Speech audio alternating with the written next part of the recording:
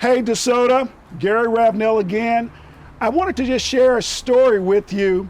I was out campaigning and knocking on doors with Sharon Temple, who's my campaign manager, and we ran across a very nice couple, Patty and Mike.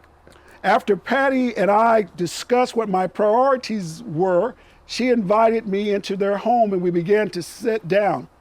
One of the priorities that really resonated with her was the road infrastructure.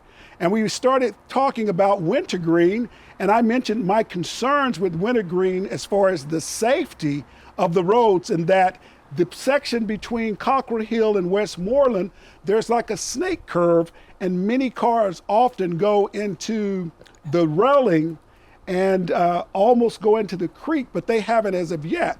And I mentioned in the first debate that what are we going to do? I just asked, are we going to wait until someone is really hurt before we fix it? But Patty has a story that she wants to share with you all about her section of Wintergreen, which is between Cockrell Hill and Duncanville Road.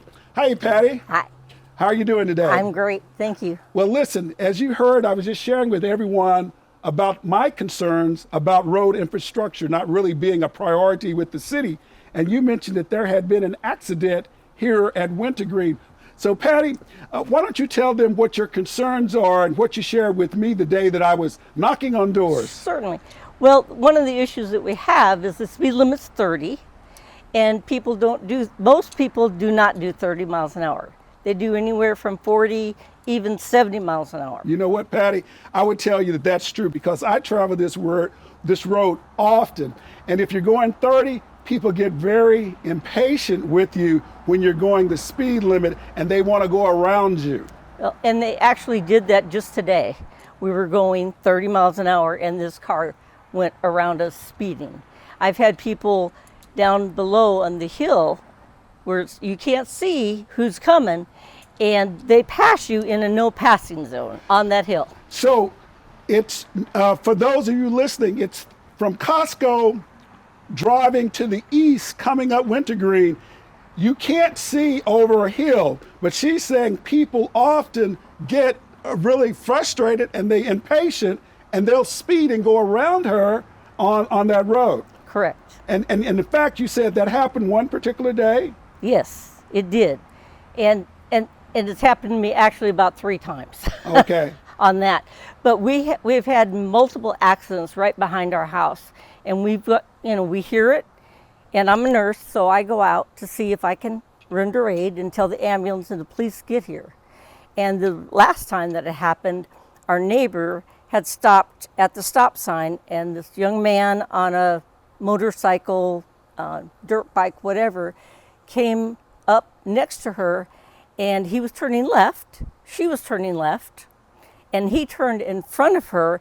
Another car was coming down that hill, or down the street, and hit that young man, and I hope he lived.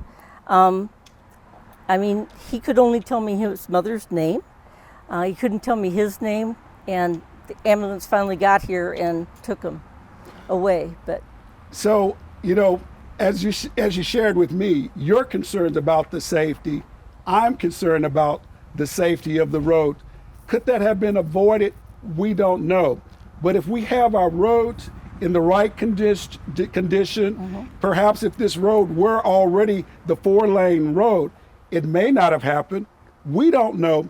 But that's why it's really important for road infrastructure to be a priority for our city. And also because the city is actually, I don't know if I share with you, it's really growing fast. Right. And you need the roads before you get the people. Right, yeah. You want the infrastructure in place so that it can handle the growth of the city. So I do appreciate you sharing that story with the people today. You're welcome. And it really helps to really solidify the importance of road infrastructure being a priority for our city.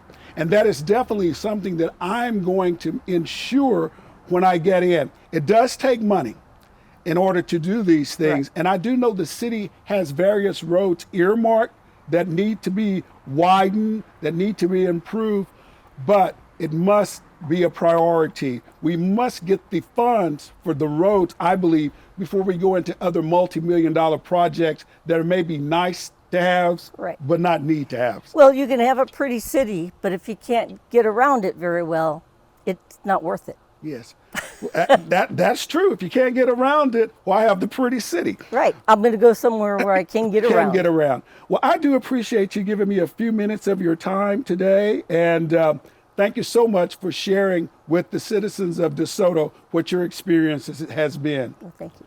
So, guys, thanks for listening in. I hope you really realize that if I am elected your 23rd mayor, road infrastructure will definitely be a priority.